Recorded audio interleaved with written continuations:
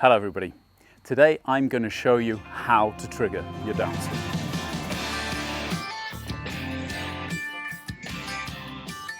If you've been following the series so far, I've basically shown you the building blocks of your golf swing, how your legs and hips, how your shoulders and arms should be working during a golf swing.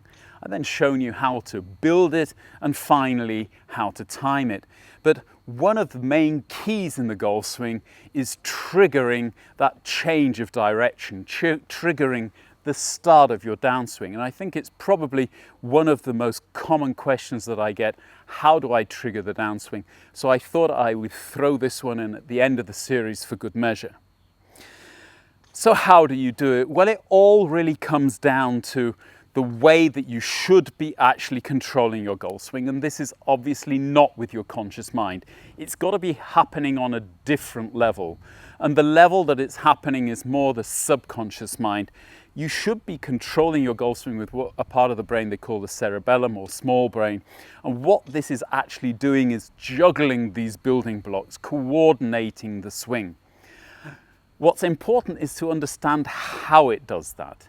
And it does that by basically controlling and measuring the feedback it gets through the body from the ground. For instance, as you take the club back, there will be a change in weight and pressure on your feet as you go back.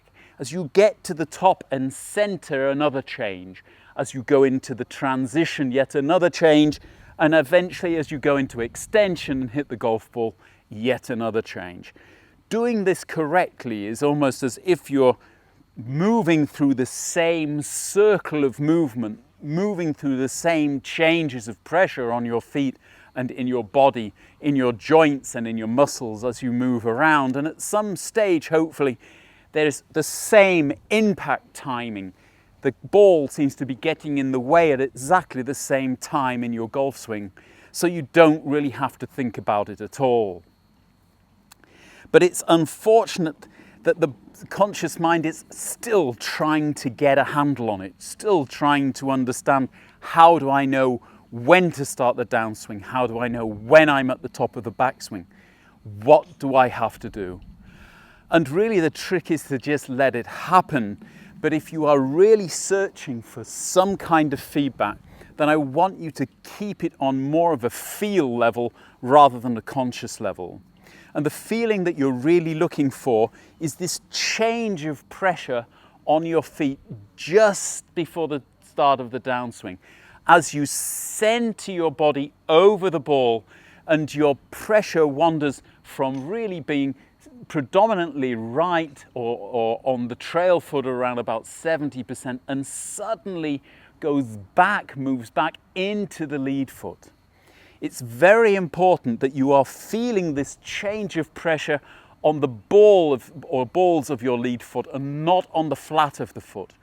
If you're going to make a dynamic movement through the ball, you've got to be on the balls of your feet, as if like throwing a basketball. If you are on your heels, you've got no chance. So it's very important that as you get to the top, you feel this change of pressure moving back into your lead side and onto the balls of your lead foot.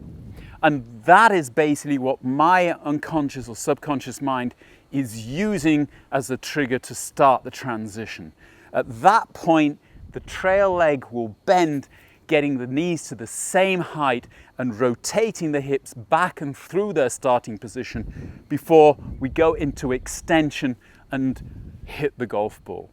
And that should be happening in all of the swings that you're making. And that means from your chip up to your driver.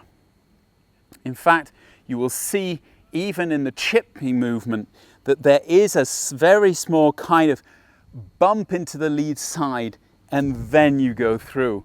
Even if you are weighting your lead side in your chipping movement, you want to have a feeling of then the trail side just starting to dip and rotate, getting a little bit of extension in your legs. Don't get too wooden in your legs, because it's the moment that you get wooden in your legs and stop movement, you are stopping this change of pressure being transferred to your cerebellum and therefore it doesn't really know where you are and when the golf ball is going to come. So even in a chip movement, we want that feeling of a little bit of rotation in the body so that we're getting this change of pressure. It's even more important when you're pitching the ball or hitting shorter than full shots, because you've got to get this change of pressure in before you start your downswing. Here it is absolutely vital that the change of pressure starts a little earlier. You don't want to stop your backswing with too much pressure on your trail side and have to shift and turn in the downswing. So with shorter swings, we're still centering and then going into release and going into the transition at the beginning of the downswing. Obviously, this is no different when you are driving a golf ball or hitting a full shot. You've just got more time to play with it.